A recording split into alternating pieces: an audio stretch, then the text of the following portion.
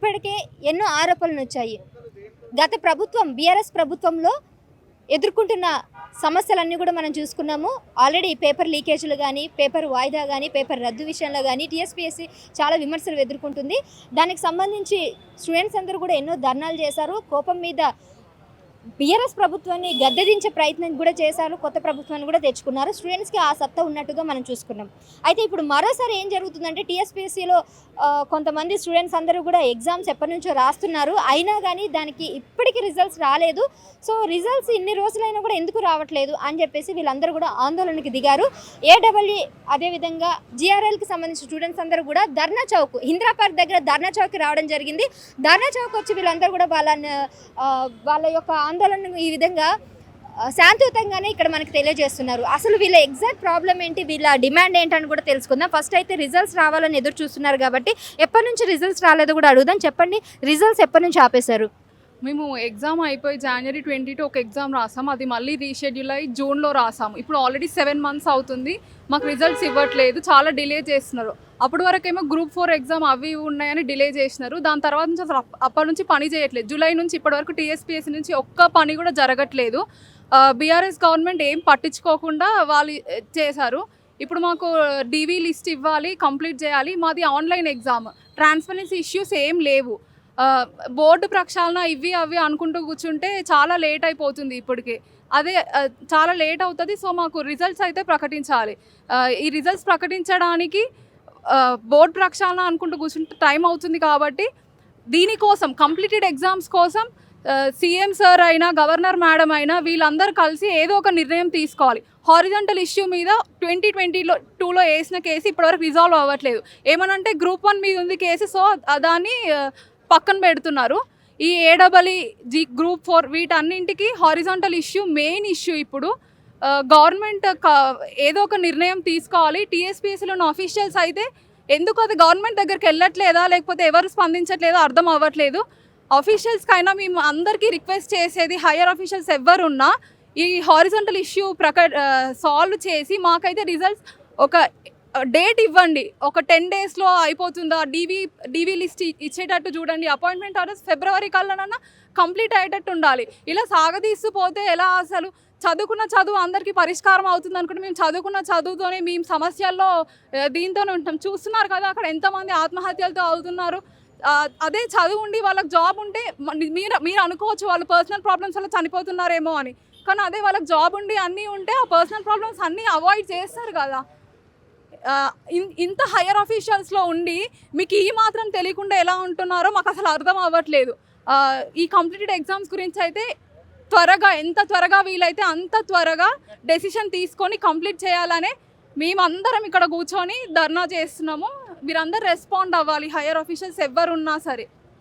Right అండి. So తను చెప్తుంది ఇప్పటికే చాలామంది కూడా స్టూడెంట్స్ అందరూ కూడా ఆత్మహత్య చేసుకోవడం జరుగుతుంది. సో మీరు ఇక్కడ చూసినట్లయితే డిక్లేర్ రిజల్ట్స్ స్టాప్ సూసైడ్, దాదాపుగా 1 2 3 4 5 మంది, ఇంకా ఎక్కువ మంది 1 weekలోనే ఇద్దరు చనిపోవడం జరిగిందంట. వీళ్ళందరూ కూడా ఉద్యోగం రావడం లేదని ఒక యువకుడు ఆత్మహత్య.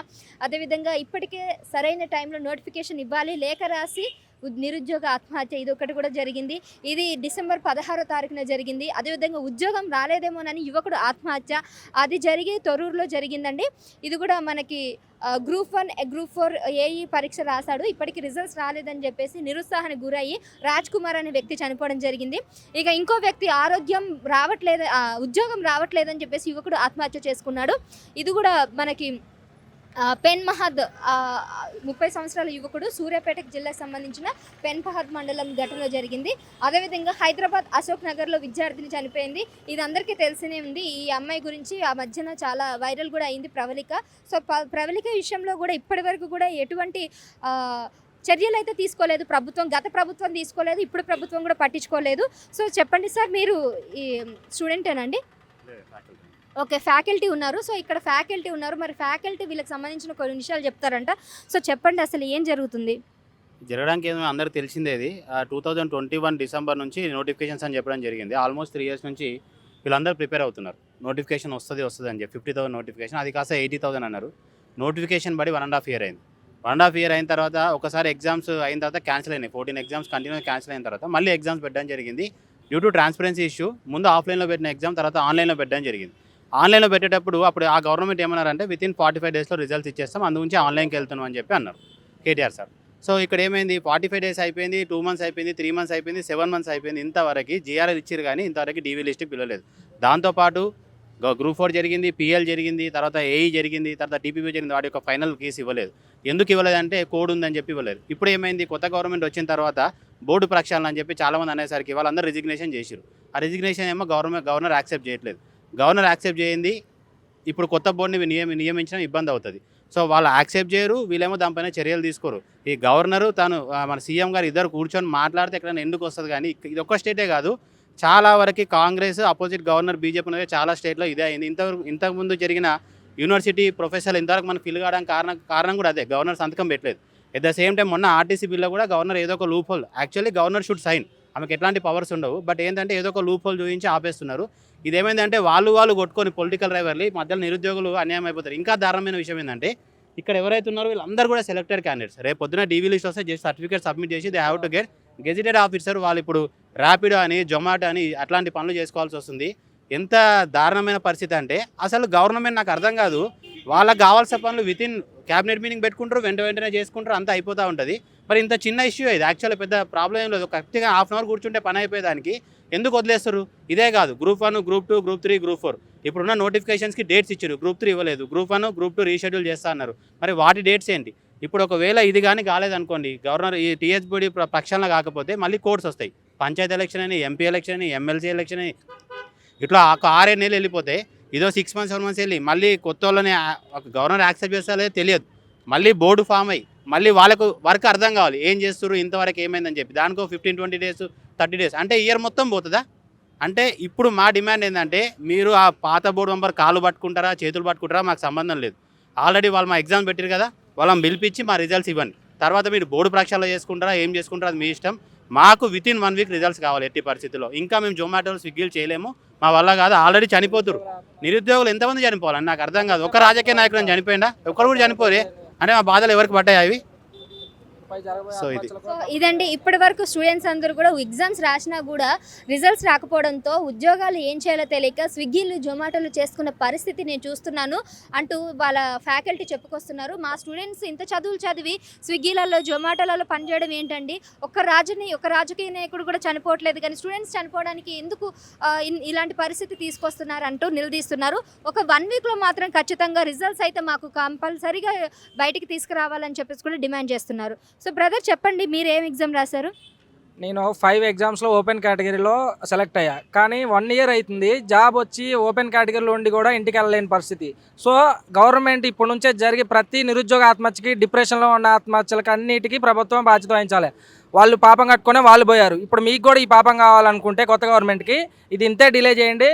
కావాలంటే మా అందరికీ సూసైడ్కి సుప్రీంకోర్టు ద్వారా కానీ రాష్ట్ర ప్రభుత్వం కానీ పర్మిషన్ ఇవ్వండి. మీ పేరు రాసి కొత్త ప్రభుత్వం పేరు మీద మేము అందరం చేస్తాం. ఏం చేయలేము సార్, మేము గెస్టెడ్ ఆఫీసర్స్ అవ్వాల్సిన ఖాళీగా ఉండి హాస్టల్స్లో ఉండి ఏం చేయమంటారు చెప్పండి. గ్రూప్ 1లో ఓపెన్ కేటగిరీ, ఏడబ్ల్యూలో 2 times open cut off, AW cut off, open, TPB అన్నీ ఉన్నాయి, కానీ జాబ్ ఎందుకు రావట్లేదు మాకు? మీకు మాత్రం నిన్న ఈవినింగ్ కూడా తేనీటి విందులో రాష్ట్రపతి, గవర్నరు, సీఎం పక్కపక్కన కూర్చున్నారు. మా ఇష్యూ మాట్లాడడానికి 1 నిమిషం టైం ఉండదా? మీరు కూర్చుంటే ఒక సైన్ చేస్తే అయిపోయింది. Already medical services board, police board, మిగతా బోర్డులన్నీ హార్జెంటల్ ఇష్యూ సాల్వ్ చేసేసి వాళ్ళు రిక్రూట్మెంట్స్ ఇచ్చారు. మీరేమో సాకులు చెప్పి ఇంకెన్ని రోజులు ఈ ఆత్మహత్యలు? 1 వారంలో 2 చనిపోయారు. ఇప్పుడు ఎమ్మెల్యే కొడుకు కానీ, ఎంపీ కొడుకు కానీ చనిపోతే ఆ బాధతో మీకు ఎట్లుంటుంది? ఇది అంటే ఇక పేదలు, మిడిల్ క్లాస్ వాళ్ళని మీరు పట్టించుకోరు ఇక. సో మేము చెప్పేది ఏం లేదు సార్, హార్జెంటల్ ఇష్యూ త్వరగా క్లియర్ చేసి, మీకు బోర్డు ప్రాబ్లం అంటున్నారు, బోర్డులో 10+1 కంపోజిషను, చైర్మన్ రిజైన్ చేసింది, 5 మెంబర్స్ చేశారు, 3 మెంబర్స్ చేస్తారు, 2 హోల్డ్లో ఉన్నారు. మీకు ఆ మెంబర్స్ మీద నమ్మకం లేకపోతే ఇంకా 5 వేకెన్సీ ఉన్నాయి. మీకు కావాల్సిన వాళ్ళు, మీకు మంచి వాళ్ళు అనుకున్న వాళ్ళని 7 అవుతారు, 2+5 కొత్త వాళ్ళు తెస్తే. వాళ్ళల్లో సీనియర్ని యాక్టింగ్ చైర్మన్ చేసి, లేకపోతే చైర్మన్ ఒప్పించో, అది మీ బాధ్యత సార్. చదవటం వరకు మా బాధ్యత, మెరిట్ కొట్టడం వరకు మా బాధ్యత. మా బాధ్యత మేము చేసినప్పుడు మీరేం చేయట్లా అంటే ఇది అడ్మినిస్ట్రేషన్ ఫెయిలే కదా, స్టేట్ ఎమర్జెన్సీ రావాలి కదా. ఒక రాజ్యాంగ సంస్థ 3 నెలల నుంచి ఏం పని చేయట్లా. టీఎస్పీఎస్సీ గవర్నర్ ఎంతో, టీఎస్పీఎస్సీ అంతే, ఎలక్షన్ కమిషన్ అంతే. మీకు ఎలక్షన్ కమిషన్ పని చేయకపోతే దాని ఆఫీసుల చుట్టూ ఎట్లా తిరుగుతారు? ఒక ఆర్టికల్ ప్రకారం రాజ్యాంగంలో. ఇప్పుడు టీఎస్పీఎస్సీ కూడా అంతకంటే పవర్ఫుల్. యూత్ ఒక ఫ్యూచర్ ఆఫ్ ద స్టేట్ని డిఫైన్ చేసేది టీఎస్పీఎస్సీ. వేరే రాష్ట్రాల్లో, దేశాల్లో యూత్ చదువుకోమంటే వాళ్ళు అయిపెట్టి మేము ఇక్కడ చదువుకుంటున్నా మీరు మాకు సపోర్ట్ ఇవ్వరు, మెరిట్లు కొడుతున్నా సపోర్ట్ ఇవ్వరు. సో బాగా చదవటం ఇట్లా చిల్లరగా ఇవన్నీ అన్లాఫుల్ యాక్టివిటీస్ అయిపోవటమే మా తప్పు. మేము కూడా బాధ్యత తీసుకోకుండా సొసైటీకి కంట్రిబ్యూట్ చేద్దాం, గెజిటెడ్ జాబ్లు కొడదాం అంటే లేదు. ఇప్పుడు ఇక్కడ ఉన్న ప్రతి ఒక్కరు తెలంగాణ మూలకు వెళ్తారు. కన్స్ట్రక్షన్లో కానీ 5 డిపార్ట్మెంట్లో కానీ ఏడబ్ల్యూలు గ్రూప్ 4లో వాళ్ళు ప్రతి రెవెన్యూ ఆఫీస్కి వెళ్తారు. కానీ మీకు అవన్నీ వద్దు.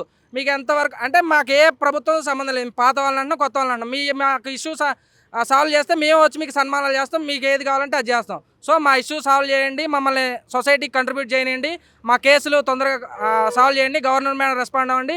ఎవరికి ఏ పొలిటికల్ మోటివ్స్ అయినా ఉండొచ్చు. సో ప్రక్షాళన అవి మీరు ఫాస్ట్ చేయాలని చేయండి. ఇప్పుడు మేమేమైపోయినాం అంటే మైనారిటీ అయిపోయినాం. మెరిట్ వాడు ఎక్కడైనా 2% ఆఫ్ పోస్ట్ ఉంటాయి. 5 లక్షల మంది అప్లై చేస్తే 500 మంది ఉండేది. మా 500 వాయిస్ ఎవరికి వినపడదు, 5 లక్షల మంది వినపడిద్ది. సో మీరు మాకు కొంచెం సమాజంలో మేధావులు కానీ తెలంగాణ ఉద్యమంలో పాల్గొన్న వాళ్ళు కానీ కొంచెం ఈ వీడియోస్ కూడా చూడండి సార్. మీకు ఓట్ బ్యాంక్ ఎంత ఇంపార్టెంటో ఎథిక్స్ వాల్యూస్ ఇవి కూడా ఉంటాయి కొంచెం. సో మెరిట్ని కన్సిడర్ చేయండి. మెరిట్ వాళ్ళ వాయిస్ మెరిట్ తగ్గిపోతే సమాజంలో మన సొసైటీ డౌన్గ్రేడ్ అయ్యి తప్ప అప్గ్రేడ్ అవ్వదు. సో మీరు చేయాల్సింది కొంచెం మెరిట్ వాళ్ళని సపోర్ట్ ఇచ్చి కొంచెం సొసైటీకి మంచి కంట్రిబ్యూట్ చేసి బెస్ట్ ఆఫీసర్ని లోపల తీసుకొచ్చి మా డీవీ కంప్లీట్ చేసి అపాయింట్మెంట్స్ ఇచ్చేస్తే మేము వర్క్ చేయడానికి రెడీగా ఉన్నాం. సో మీరు ఇట్లే ప్రాసెస్ చేస్తే జరిగే ప్రతి ఆత్మహత్యకి డిప్రెషన్కి 8 నెలలు ఒక ఎమ్మెల్యేని ఏ పోస్టు ఎగ్జామ్స్ అయిపోయి ఖాళీగా ఉండవని అప్పుడు ఆ డిప్రెషన్ తెలిసింది, లేకపోతే వాళ్ళ కొడుకు చనిపోవను వాళ్ళ డిప్రెషన్ తెలిసింది. ఇవన్నీ మీకు తెలియదు. సో హాస్టల్ ఫీజులు ఇవన్నీ ఈ బాధలు మీకు అర్థం కావు. సో మా డీవీ వెంటనే ఇవ్వాలా, రిజల్ట్స్ వెంటనే ఇవ్వాలా, అపాయింట్మెంట్స్ వెంటనే ఇవ్వాలా. We want ఏడబ్ల్యూ రిజల్ట్స్ వెంటనే, ఏడబ్ల్యూ రిజల్ట్స్ వెంటనే, గ్రూప్ 4 రిజల్ట్స్ వెంటనే, గ్రూప్ 4 రిజల్ట్స్ వెంటనే, కొత్త ప్రభుత్వం వెంటనే, కొత్త ప్రభుత్వం వెంటనే, కొత్త ప్రభుత్వం వెంటనే, గవర్నర్ మేడం వెంటనే, గవర్నర్ మేడం వెంటనే.